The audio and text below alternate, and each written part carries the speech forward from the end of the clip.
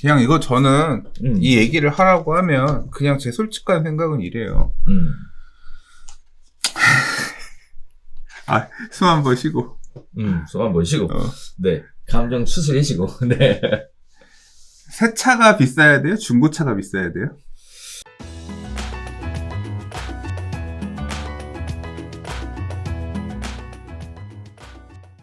자, 15번째 이야기 가보도록 하겠습니다.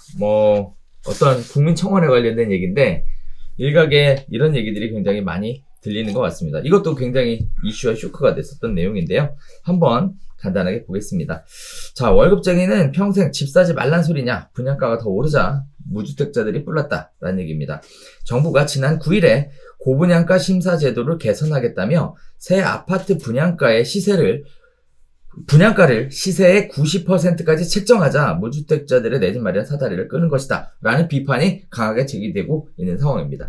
관련된 부분들은 다양한 유튜버들도 다루고 있는 내용이었더라고요. 자, 분양가를 시세의 90%까지 올릴 수 있도록 하겠다는 발표 내용은 무주택 청약 대기자에게 그야말로 청천벽력과 같은 소리 아니겠냐. 분양가를 건설원가 기준으로 하지 않고 시세를 기준으로 하는 이유가 뭐냐. 결국 건설사에 떡밥 주려고 하는 거 아니냐 라는 얘기들을 계속하고 있습니다. 자, 지금도 엄청나게 비싸다라는 얘기예요. 그런데 앞으로 분양가를 시세 90%를 맞추라고 하면 월급쟁이 무주택자들은 분양 신청을 포기하는 의미하고 같다라는 겁니다. 지금 벌써 7억 5천만 원이나 필요하다. 거기에 따라서 월급쟁이가 모으려면 200만 원씩 모아도 한 30년 걸린다. 이런 얘기들 하고 있습니다. 왜 국민이 아닌 건설사 사주의 이득을 높이는 방향으로 정책을 바꿔왔냐라는 얘기들도 나오고 있고요. 한편으로 정부에서는 이런 얘기들을 하고 있어요. 주택 공급을 원활하게 하기 위해서는 이런 정책이 필요하다라는 얘기를 하고 있다라는 건데, 결국 공급 확대를 위해서 분양가 기준을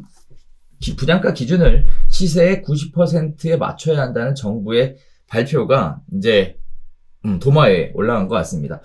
정부에는 민간 참여를 유도해야 되고요. 그렇다면 건설회사 입장에서도 이득을 챙겨줘야 되는 상황이고, 그러다 보니까 정부 말만 기다려왔던 무주택자들이 폭발하는 상황이 되지 않았나라는 우려 섞인 말씀을 드릴 수 있겠는데요. 민간의 경우에는 사업을 하는 곳이고 거기에 따라서 이득이 있는 곳으로 몰려가게 마련입니다.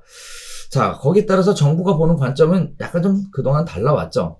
그럼 민간 공급은 막고 정부 주도의 공급만 하겠다라는 얘기가 있어 왔는데, 이번 내용들을 통해서 민간의 공급 참여를 좀 유도하겠다라는, 어떻게 보면 또 다른 쪽의 해석도 가능할 것 같은데요.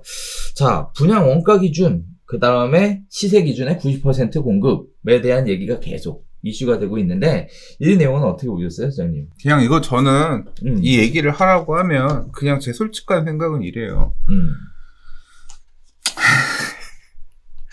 숨 한 번 쉬고. 숨 한 번 쉬고. 네. 감정 추스리시고. 네. 새 차가 비싸야 돼요? 중고차가 비싸야 돼요?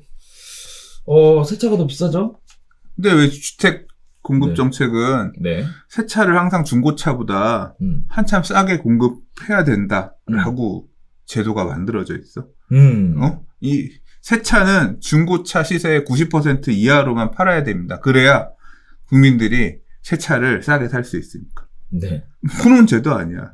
지금 얘기는 더 싸게 해야 된다. 90%도 비싸다. 중고차의 한 70%, 80%로 낮춰야 된다. 이 얘기잖아.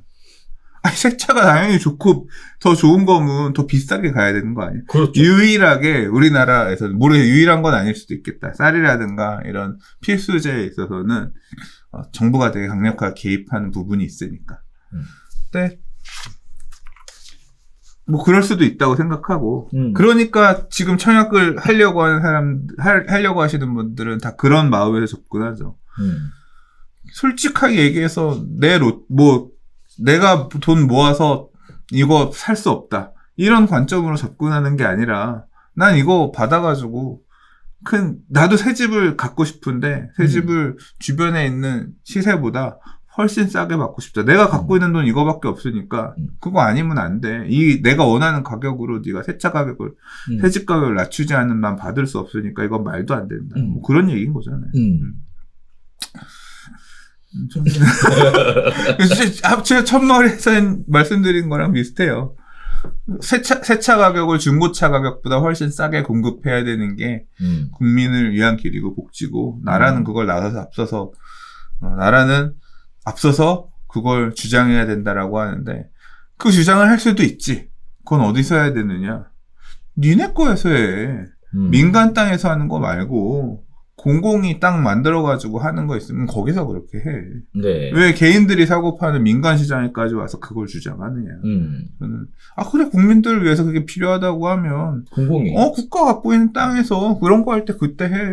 국가한테는 그걸 요구해도 되지. 그렇지. 근데 다른 개인들한테는 하면 안 되고 요구를 해야 된다고 하면 제한적으로 해야지. 그렇지. 저는 지금의 분양가 규제도 지나치게 과도하고 그 사유재산권이 그로 인해서 많이 침해되고 있다고 생각하기 때문에 이런 목소리에 동의하지 못하죠. 그냥 제 가치관은 그래요. 결국 무주택자분들이 불만을 가지시는 이유가 어떻게 보면 분양가에 대한 부분이 바뀌었다라고 보기보다는 정부가 정책에 대한 실패에 따른 결과 아니겠냐라는 생각이 저 개인적으로는 좀 들어요. 집값이 올라간 게 결국은 중고차 값이 엄청 올라간 게 문제인 거잖아. 그렇죠. 중고차 값을 누가 엉터리를 만들었어. 우리가 중고차 가격을 잡긴 잡아야 되는데 이제 새차 가격을 싸게 해줄 테니까 중고차 가격 올라갔는데 동참하지 말아라 했던 거잖아요. 네.